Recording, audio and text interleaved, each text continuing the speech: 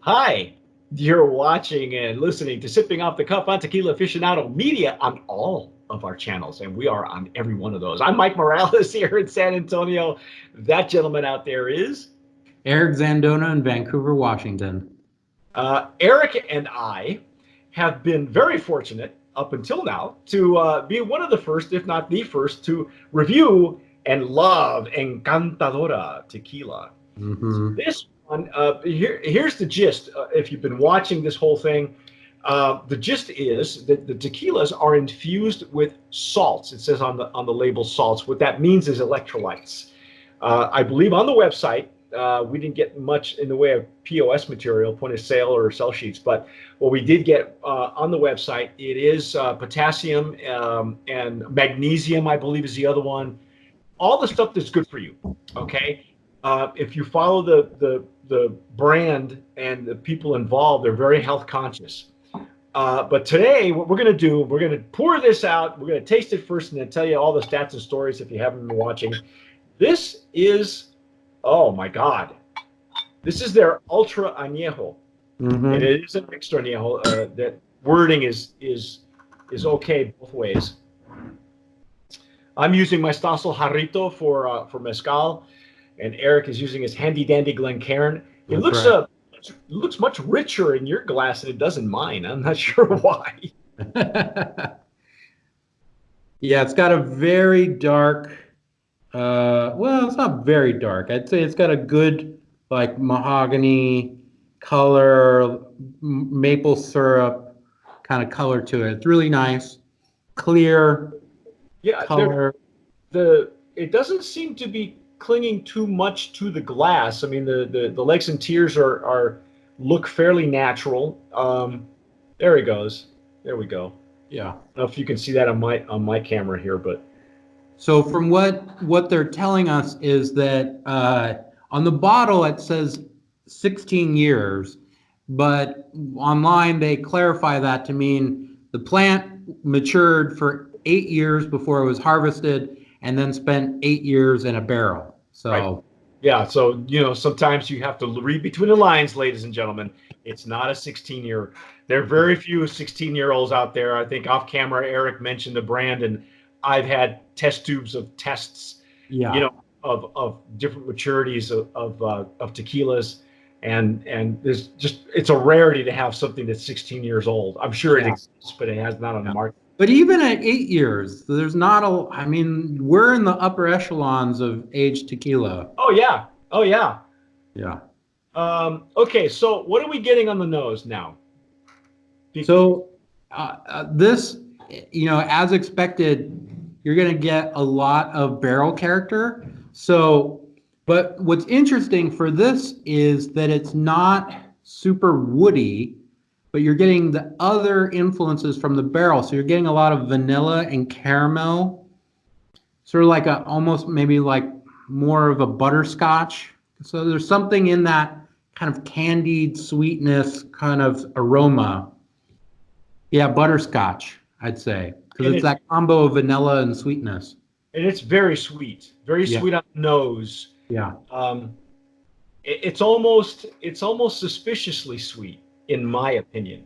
But Uh, but do you see where yeah. the Hoven now the Hoven makes sense? Do you Oh, see yeah, where for the notes are sure. coming from? Because the Hoven in the previous tasting, the Hoven is made with the Ultra Añejo and the Blanco, right? Right.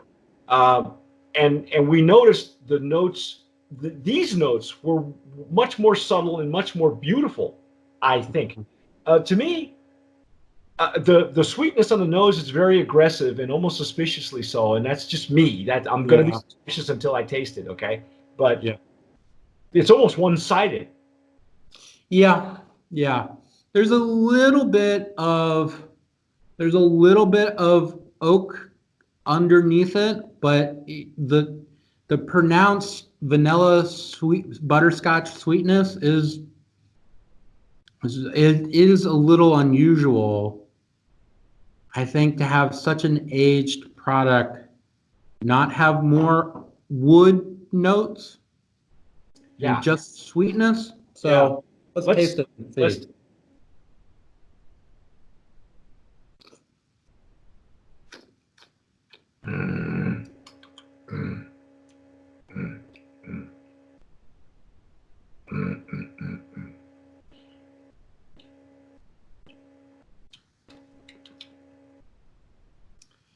Yeah.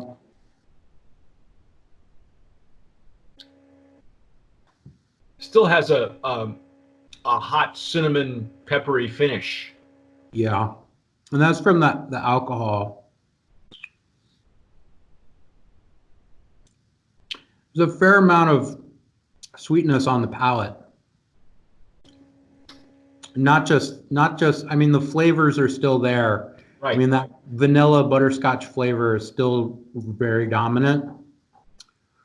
Um I mean we had an extra añejo last week that I was know. really fantastic. Stellar. Yeah. And Hear me out before okay. I know where you're headed. And again, I wanted your personal opinion because if anybody can help me make a decision, it's Eric. But Yeah. okay, the last time I had something this noticeably sweet on the nose and sweet on the flavor profile, I'm not sure because I don't have the information in front of me. The last time I had something like this was aged in a French oak barrel. Uh-huh. But in a French oak barrel, you get more depending on the char or whatever, and usually whether it's virgin French oak or used.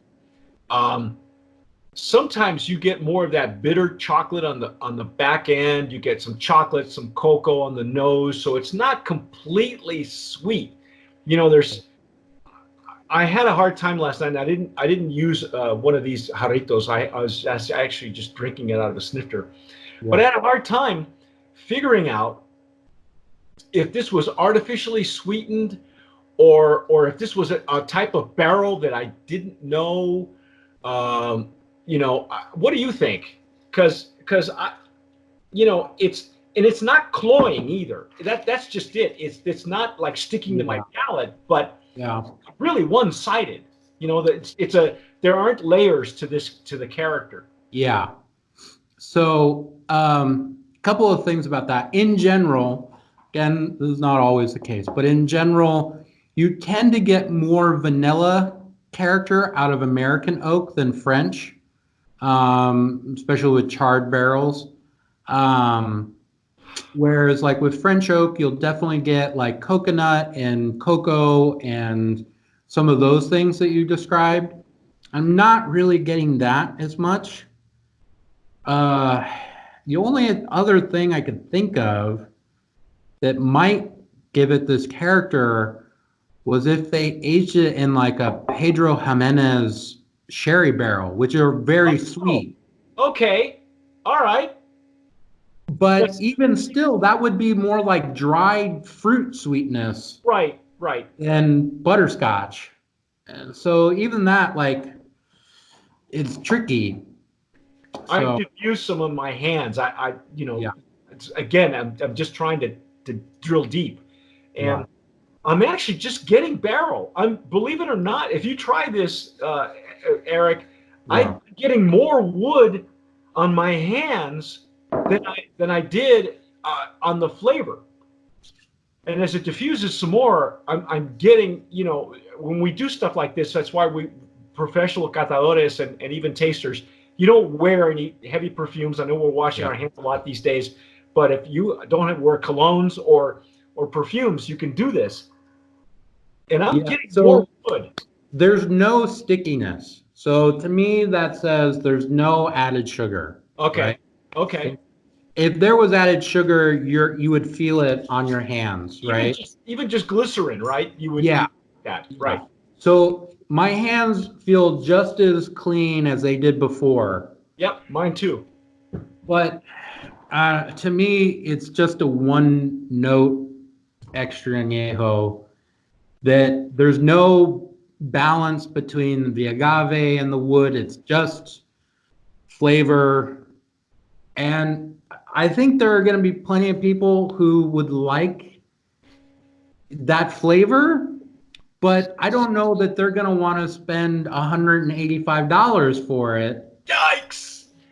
Yikes! So, Yeah. yeah. So we're looking at the folks who are buying Sincoro are Well, so probably that's what I'm thinking. I'm thinking about what are some benchmark like extra añejos, so like, 1942 or something like that. like people who love that stuff, they're not gonna want this. Yeah, Clase So was another one that comes to mind. Uh, but I don't know. I don't know where they're headed with this at all. I agree with you. I love the first two iterations. I do. We love them. We fell all over ourselves. But yeah, I think in like the the extra, Hoven, I get, like I can see a spot for it with that flavor, even at the higher price point. Like I can see it, but this to me, that's just like you're in a realm where it's not a tequila drinker. It's just somebody who wants to spend a bunch of money on a bottle. okay, okay, I will buy So that. Yeah, I think in really in all, um, considering the extra añejos that we have tasted, whether Eric and myself or myself and one of the other tasters, I don't think that in the category that we're getting that we're accumulating right now on my shelf over there, yeah, uh, I don't think it would compete with the extra añejos that I have right now, and not because of the packaging. Let me no, just no, for me, it's the flavor. The flavor yeah. profile is not doing it for me. It's very one And that's fat. the thing. It's not a bad flavor. It's No, just not a great extra añejo. yeah, So there's no layering. There's no mystery. Just yeah, there's mystery with this with her, but the right. mystery The mystery Enchantress. just stopped when we Yeah, got to the Ultra Añejo. And again, that's our opinion. That's our professional opinion, I guess. right. Amateur opinion. I don't know. None of us are getting paid for this, so what the hell? Um, but No, I think it's an honest opinion that, yeah, like, I think there are really nice things to say about the Blanco and the Joven. In yes, here, it just, I don't know. Like, I think there will be people who will buy it, and there will be some people who will be happy with that purchase. But in thinking about extra añejo tequilas and tequila drinkers, and I just think it's not going to be those people who are excited about this. It's going to be right. other drinkers. Yes, I agree. I don't think the the ultra añejo market, the ultra premium markets are what's driving tequila and really all spirits Yeah. at this point. And I don't think with this recipe it will compete well enough to in that category, because there are other extra añejos that you could probably buy for cheaper, with more of a with more of a complex flavor profile. Yeah. This to me was very one-sided, and Yeah. I agree with you, Eric. I was a bit let down with this expression.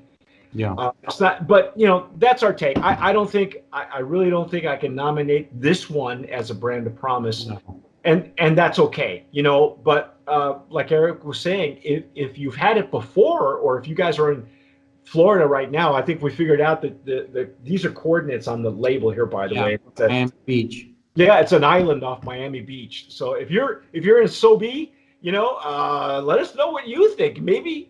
Maybe we're completely off base. I don't know. But I agree with you, Eric, and I wanted your honest opinion, because that's why I last night I said, oh boy, because I'm raving. I'm so jazzed with the Blanco and the Joven. Yeah. But do you see now where the Joven makes more Oh sense? yeah. Oh Okay. yeah. All right. Anyway, that's our honest opinion and our honest take on Encantadora Ultra Añejo. You have been watching and listening to Sipping Off the Cuff on Tequila Aficionado Media on all of our channels. Please subscribe wherever you look for us. I'm Mike Morales here in San Antonio. That gentleman out there is. Eric Zandona in Vancouver, Washington. And you have been watching, listening, and sipping to Sipping Off the Cuff on Tequila Aficionado. Hey, follow us on all of our Instagrams. You can follow Eric as well on all of our channels. Eric does Twitter and Facebook and Instagram, and you can probably find him at Easy Drinking. Get his book, too. He's got the tequila. I'm going to pull your book out here in a second, but he's got the Tequila Dictionary book as well. So if you want to know what we're actually talking about, what the hell's an Ultra Añejo, he can explain it all to you. And whatever you do, hey, tomar sabiamente. Sip wisely.